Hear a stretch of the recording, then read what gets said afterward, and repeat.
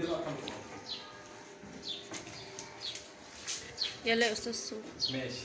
النهارده هنتكلم عن نبذه مختصره عن حضاراتنا المصريه القديمه، وهنعمل مسرحيه بسيطه كده هنعرف فيها تعريفات مبسطه. النهارده هنتكلم عن الحضاره المصريه القديمه. دي في الصف الرابع في كفر مات الحروب. هنبدا باول حاجه اثارنا العظيمه. ما هما الاثار؟ كل ما تلقاه لنا أجدادنا القدماء ويعبر عن حياتهم. تمام. يبقى الطالب ده عرفنا هي ايه الاثار؟ هي عباره عن كل ما تركه لنا اجدادنا من مظاهر حياتيه وعبر عن حياتهم. يعني ابو الهول حضاره، الجبال الاهرامات حضاره، كل ما يعبر عن حياتهم حضاره مصريه. تمام.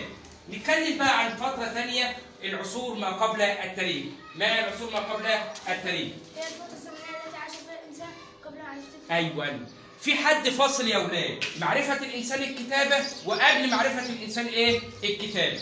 زميلكم عرفناه عن عصور ما قبل التاريخ قبل ما يعرف الكتابة الهيروغليفية. تمام. نيجي ننتقل لفترة زمنية أخرى وهي العصور التاريخية. اتفضل. هي الفترة الزمنية التي عاش فيها الإنسان بعد معرفة الكتابة. بعد معرفة الكتابة. برافو عليك. تمام. نيجي ننتقل لعصر آخر بقى وهو اكتشاف المعادن. عصر المعادن. من عصر المعادن؟ اكتشف فيها المعادن وتنقسم الى عصر النحاس وعصر الحديد. برافو عليك. عصر النحاس وعصر الحديد. يبقى عصر النحاس اللي جه الاول وبعد كده الحديد. وكان الانسان يستخدم ادواته من النحاس والحديد على حسب عصر. نيجي لفتره اخرى وهي كل الحاجات دي لازم تتسجل بالكتابه الهيروغليفيه. ما هي الكتابه الهيروغليفيه؟ هي كتابة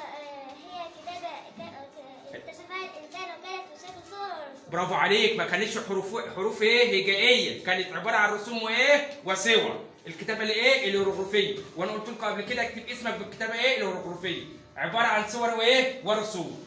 نيجي بقى على اخر نقطه مبسطه معانا، اهميه الكتابه اللي زميلكم قالت عليها الهيروغليفيه. هي كتابة ساعدت المصريين القدماء في تسجيل أحداثهم وأخبارهم وتسجيل ما وصلوا إليه من تقدم في الطب والعلوم والهندسة والفن. برافو عليك يا فاطمه.